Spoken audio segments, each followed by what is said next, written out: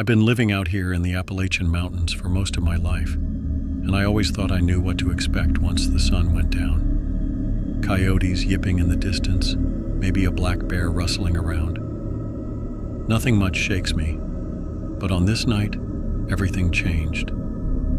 Let me start by saying my evening had been uneventful, just chores and a quick dinner before midnight rolled around. Jax, my retriever, was curled up by the fireplace like he always is. He's the most relaxed dog on the planet, rarely even barks unless the mailman shows up. That's why I nearly dropped my coffee when I heard this growl coming from him, deep and raw, unlike anything I'd heard before. I glanced at him and saw he was standing rigid, hackles raised, eyes fixed on the window. I couldn't see anything but my own reflection in the glass, and I tried to shrug it off, mumbling something like, "Easy, buddy." But inside I was rattled. I've never seen Jax look that tense, tail stiff, nose practically glued to the window.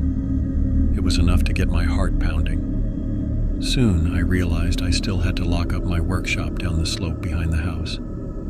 Normally this isn't a big deal, just a quick trip in the dark with a flashlight. But the way Jax was acting, let's just say I was on edge. Still, I convinced myself it was no big deal. I grabbed my coat, clicked on the flashlight, and headed out. Jax insisted on coming, practically pressing against my leg with every step. Outside, the air felt strange. I couldn't place why. Maybe it was too still. No crickets, no wind through the branches, just a heavy quiet. Halfway to the workshop, Jax let out another warning growl that made my stomach tighten. Before I could turn on my heel, I noticed the workshop door was slightly open, even though I was sure I'd closed it earlier.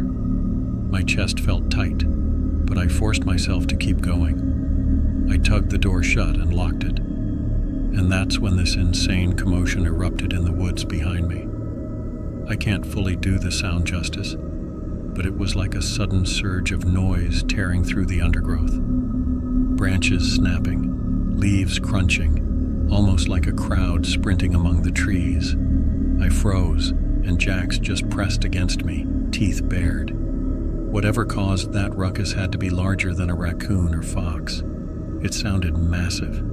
My hands were shaking so badly that I fumbled with the flashlight, nearly dropping it. I backed up toward the house, trying not to break into a sprint, though my legs were begging me to run.